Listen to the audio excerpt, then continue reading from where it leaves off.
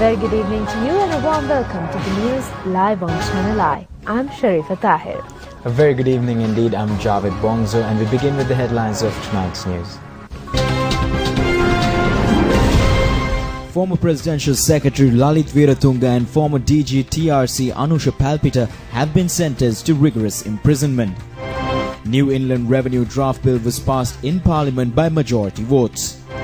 National Building Research Organization informs the people to evacuate from landslide-prone areas. Suraksha insurance scheme for school children is to be implemented from the 1st of October. Hurricane Irma moves towards Haiti and the Dominican Republic.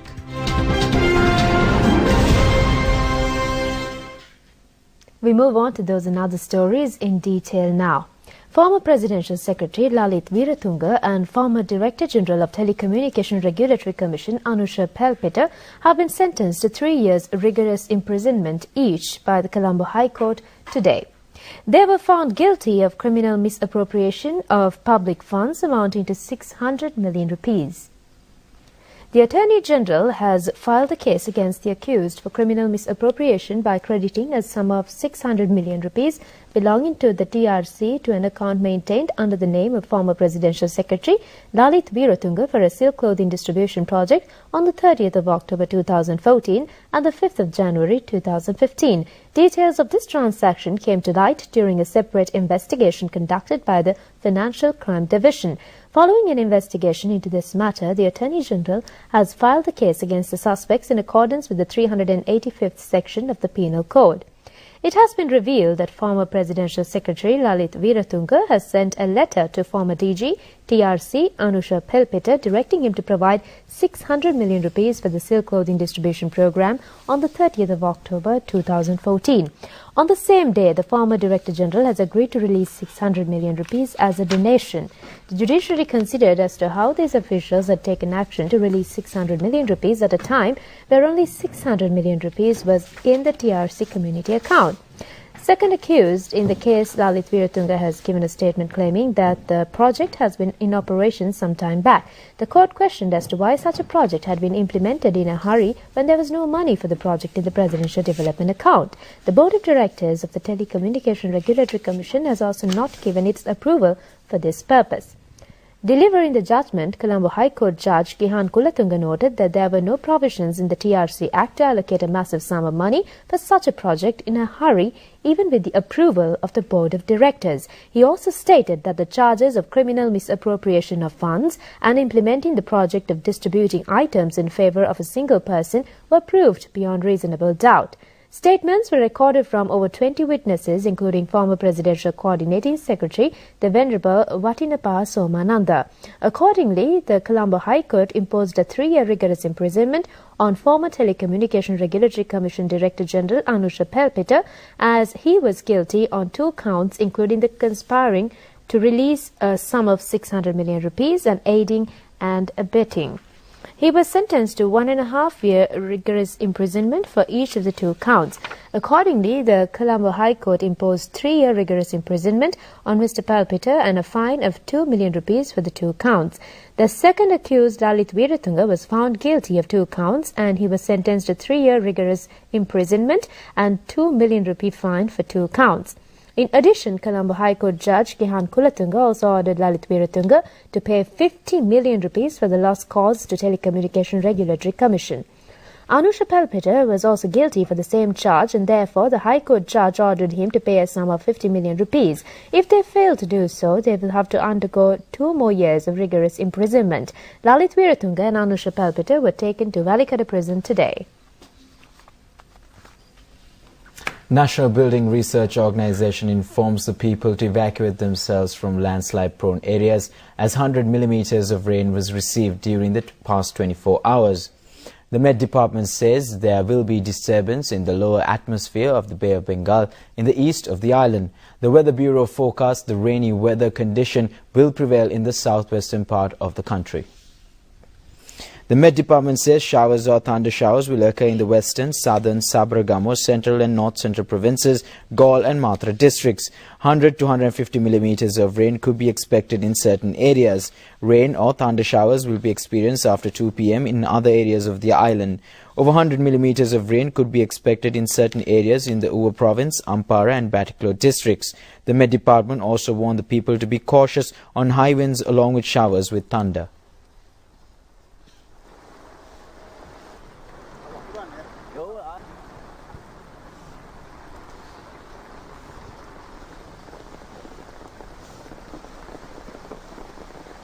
Acting Director General of Met Department Atula Karunanayaka said that over 150 millimeters of rain could be expected in the western and Sabaragamo provinces. This was due to a minor disturbance in the Bay of Bengal area. If this situation prevails in the next few days, then there will be an increase in the rainfall. However, he said that they cannot make a firm determination on the situation. පිළිබඳ ස්ථීර නිගමනයක් කරන්න අපහසුයි. බැරි වෙලා හරි එම කැළඹීම් ස්වභාවයේ ක්‍රමයෙන් අඩු වෙලා ගියොත් ඇත්තටම මේ තියෙන කාලගුණික තත්ත්වයේ අඩුවීමක් පෙන්වන්න පුළුවන්. වර්ෂාපතනයේ අඩුවීමක් පෙන්වන්න පුළුවන්.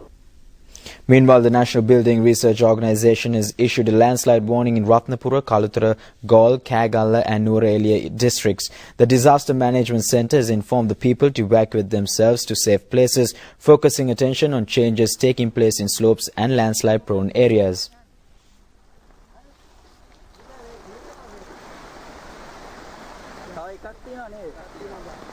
Media spokesman of the Disaster Management Centre, Pradeep Kodipili, noted that people in Aliyagoda, Ayagama and surrounding areas have been evacuated in accordance with the recommendations made by National Building Research Organisation. Relief programs are now being implemented. People living in close proximity to Kaluganga should be cautious about the situation. People living in upcountry should evacuate themselves soon after observing landslide features. Sluice gates at Kukuleganga were opened following the rising of the water level at Kaluganga. People should be cautious and take prompt action during the rainy weather condition period.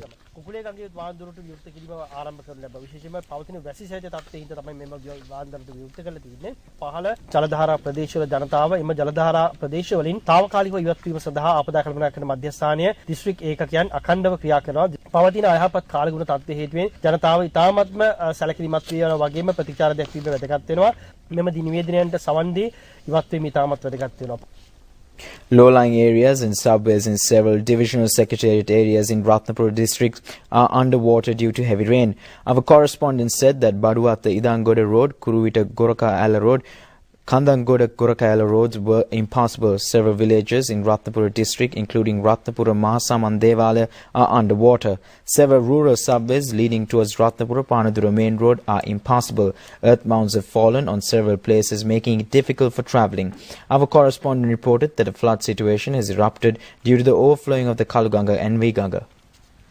The evacuation of people living in disaster-prone zones in Ahaliagoda and Ayagam divisional secretariat areas of Ratnapura district took place this afternoon. Meanwhile, Provisional Education Secretary announced that schools in Alapatha, Ratnapura, Kuruvita, Ahaliagoda and Ayagam divisional secretariat areas will be kept closed tomorrow.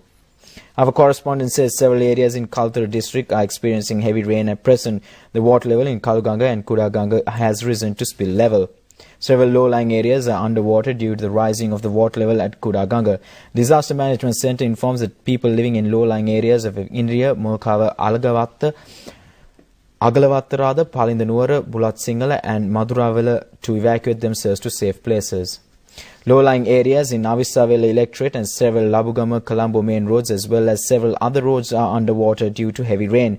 Disaster Management Centre warned the people living in close proximity to Kalinganga should be cautious due to the receiving of over 150 millimeters of rain. Several main and subways in Gampaha district were underwater as a result of heavy rain. Transportation was also disrupted. Our correspondent reported that several low-lying areas are on the verge of going underwater as a result of the rising of water level at Attanugaloya. Disaster Management Minister Anura Priyadarshini says state officials and 3 armed forces are ready to face any natural disaster situation. He told a media conference in Colombo today that action has been taken to create awareness on the people and disaster relief service teams. Minister Anura Priyadarshana noted that government agents, officers, 3 armed forces, police, other institutions and the people have been made aware of floods and landslide situations. 15 troop carriers, armoured trucks have been deployed for the use during flood situation. 5 such armoured trucks were sent to Ratnapura, 5 to Busa and Gaul and another 5 to Kaluthara. Measures have been taken to get down 3 armed forces troops to emergency operation room to coordinate the existing situation. All stores at National Disaster Relief Services Centre will be kept open for 24 hours. Necessary finances and equipment are there to face any disaster situation, he said.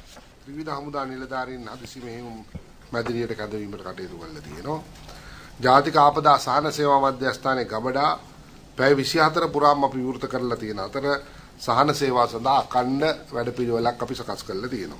අපි ලෑස්ති අවශ්‍ය තත්ත්වයට මුහුණ දෙන්න එයට අවශ්‍ය කරන සියලුම.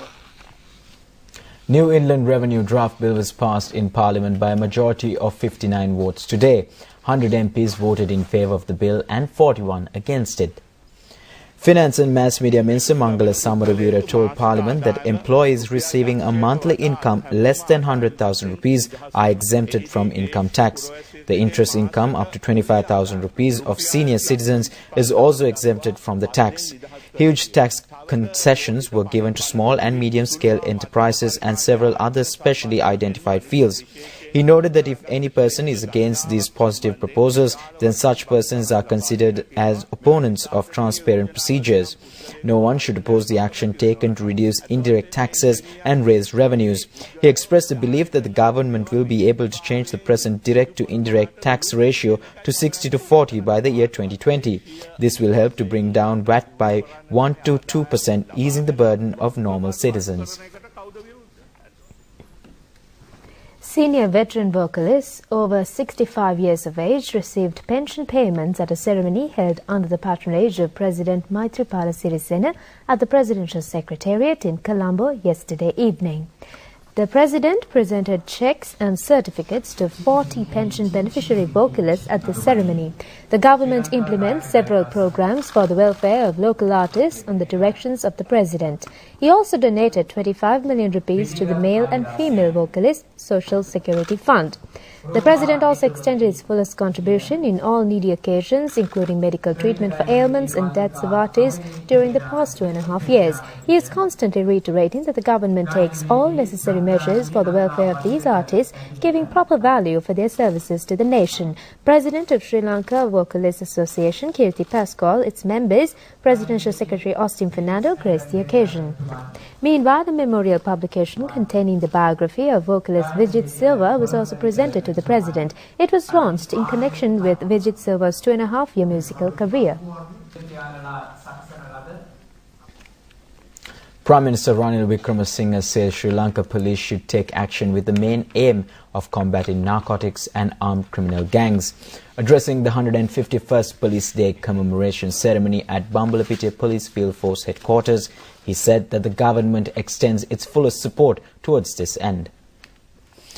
Prime Minister Ranil Wickremesinghe, who arrived at Police Field headquarters to attend the ceremony, was welcomed by Law and Order Minister Sagal Ratnayaka and IGP Pujit Jasundara. Thereafter, the Premier inspected the Police Guard of Honour. He presented awards to police officers who displayed excellent skills in the year 2016.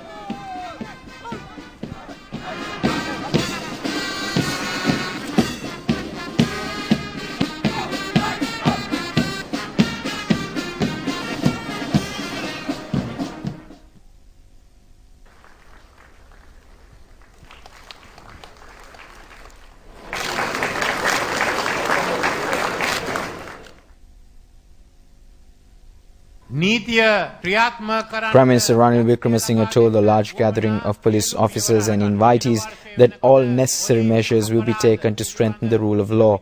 A separate university confined to criminal studies for the police will be launched next year. Salaries of policemen have also been increased. Several convicts have not been taken into custody in the past due to the influence from the top on the rule of law. It was difficult to implement the rule of law at that time. But now the present government has created an environment conducive for the implementation of the rule of law. The law and order is essential for doing business and other activities. We cannot find massive financial frauds in business enterprises. Serious crimes in the country have been reduced by 30% due to proper action taken by the police. After the elimination of terrorism, we had to combat dangerous drugs and organized criminal gangs. He called upon the IGP and police service to take necessary measures towards achieving these targets in the next few years.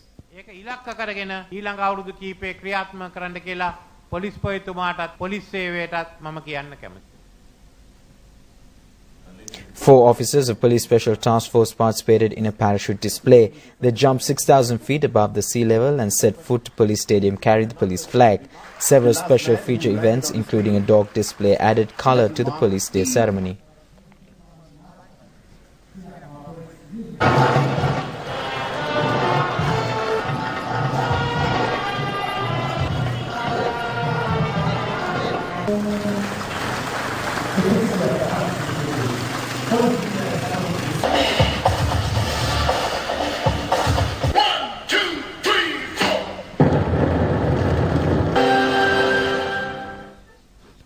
Pakistan High Commission in Sri Lanka celebrated the country's 52nd Defence Day in Colombo last evening. It was organised to commemorate the sacrifices made by Pakistan's armed forces during the 1965 war. State Minister of Defence Ruwan Wijewardene graced the occasion as the chief guest. The Acting High Commissioner of Pakistan, Dr. Sarfaraz Ahmed Khan Sipra, read out the Pakistan President's message. In his message, President Mamnoon Hussain noted that Pakistan government has launched a national action plan under which the armed forces and law enforcement agencies are successfully rooting out the terrorism menace and extremism from the country. State Minister of Defence Ruwan Wijewardene said that the relations between the two countries over a period of time have gained strength in all spheres and domains. The event was attended by a large gathering including several ministers, commanders of armed forces, government officials, Pakistani community and distinguished invitees.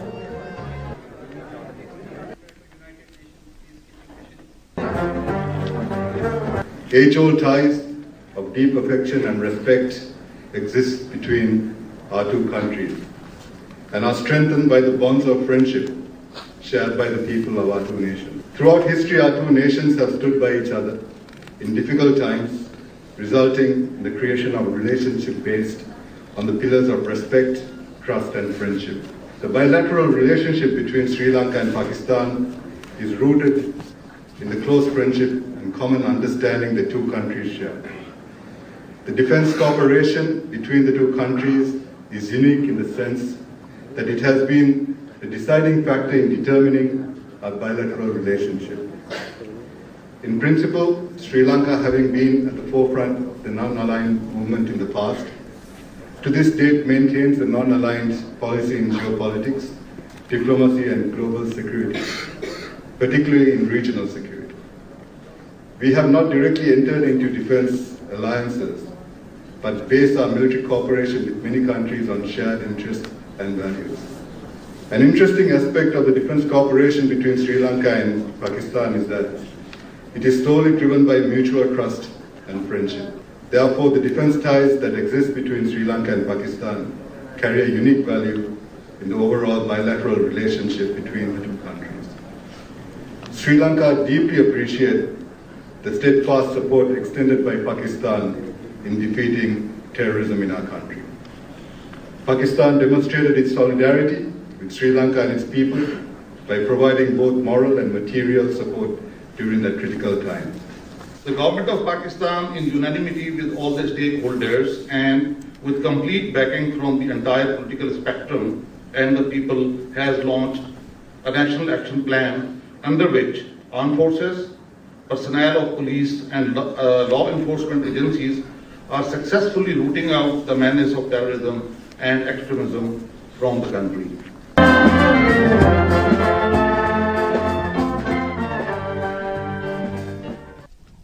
School children are to receive an insurance cover under an initiative that will be launched by the Education Ministry from the 1st of October on the World's Children's Day. Mr. Akla Viraj Karewasam says 200,000 rupee insurance cover will be provided for benefits of over 500,000 rupees for school children. Education Ministry Secretary Sunil Hettiarachchi and Chairman of the Sri Lanka Insurance Corporation Hemaka Amarasuriya signed the agreement. Accordingly, all school children numbering over 550,000 will get this insurance cover. They will also receive 200,000 rupee benefit for residential treatment for ailments. Expressing his views at the signing ceremony of Suraksha Insurance Scheme, Minister Akleviraj Karewasam said the 200,000 rupee insurance cover will be given to students and 30,000 rupees will be paid as hospital charges when they are hospitalized for ailments. Private hospital bills of 100,000 rupees will be paid on behalf of the students. A sum of 100,000 rupees will be paid in the event of a death of a parent of school children numbering 4.5 million. 20% discount will be given for children entering private hospital for treatment. A similar discount will be given when medical checkup of children by specialty doctors.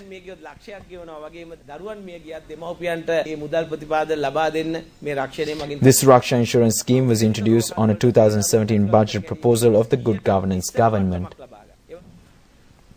Minister Mahinda Amaravira claims that the present Good Governance government has been able to rescue leaders of the previous regime from electric chair. He was speaking at a media conference held at SLFP headquarters in Colombo today.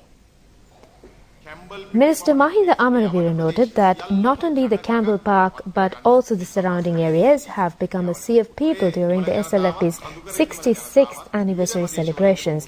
Massive crowds of all communities, including Tamil people of North and Muslims of several areas, attended the meeting. They have joined hands with the majority of Sinhalese. This was unprecedented in the history of Sri Lanka Freedom Party, he said. We now take a look at Asia in a minute.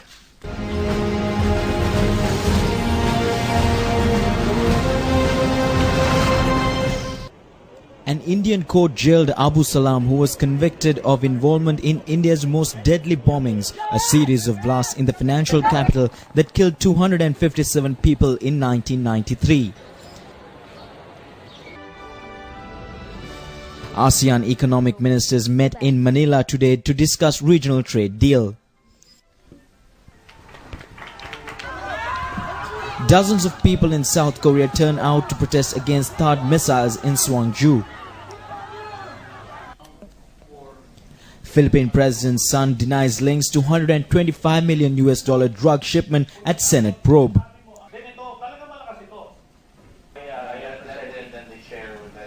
About 4,000 couples from 64 countries exchanged wedding vows in South Korea in a mass wedding ceremony conducted by the Unification Church founded by late Reverend Sun Myung Moon.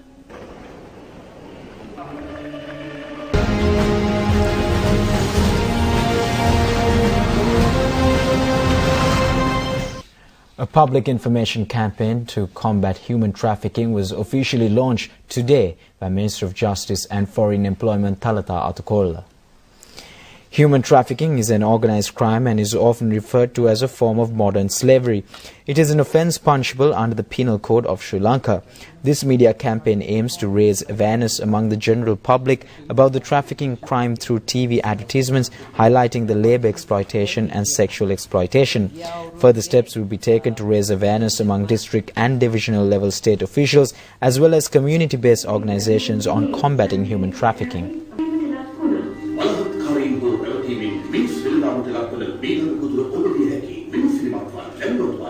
There are tens of millions of people worldwide subject to human trafficking, forced labour, modern slavery, and more than 50% of them are in our region, the Indo-Pacific region.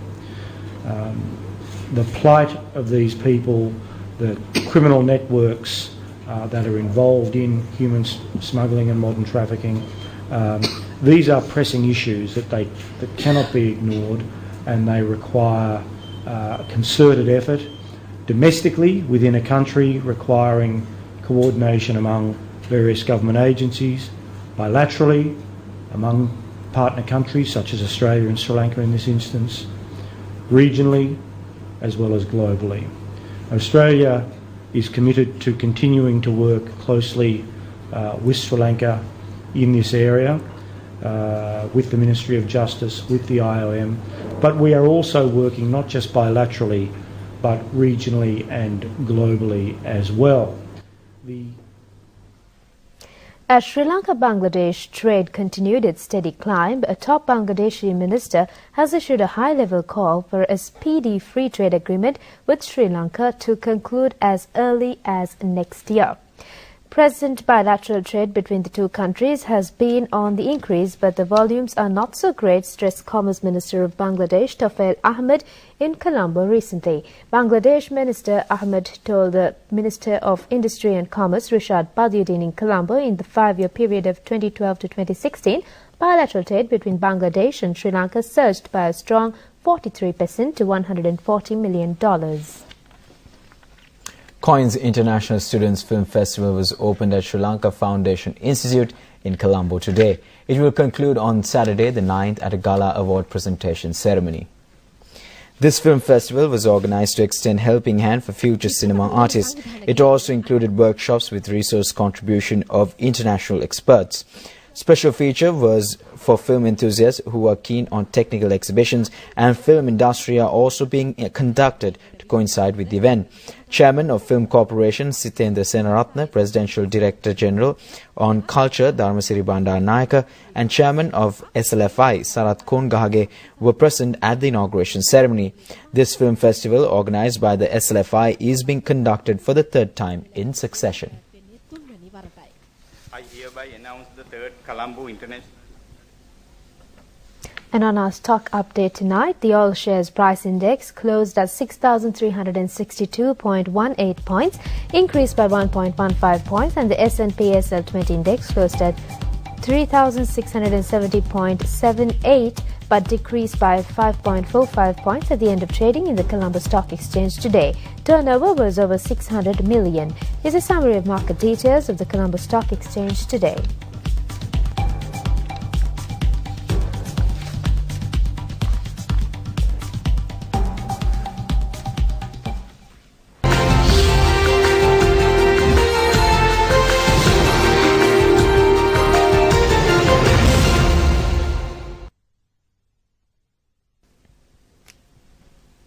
Welcome back and taking a look at foreign stories now. Hurricane Irma has caused widespread destruction across the Caribbean, reducing buildings to rubble and leaving at least 10 people dead. Projections suggest it could hit the state of Florida on Sunday. The small island of Barbuda is said to be barely habitable. The hurricane is currently happening in north of the Dominican Republic, heading towards Turks and Caicos. It is the most powerful Atlantic storm in a decade. It has sustained wind speeds of 285 kilometers an hour. Hurricane Irma first struck the dual island nation of Antigua and Barbuda. In Puerto Rico, more than half of the island's 3 million residents were without power amid heavy downpours and strong winds.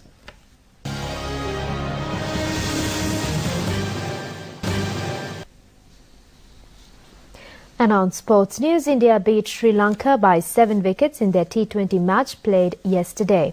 Accordingly, India crushed Sri Lanka in all tests, one-day and T20 matches.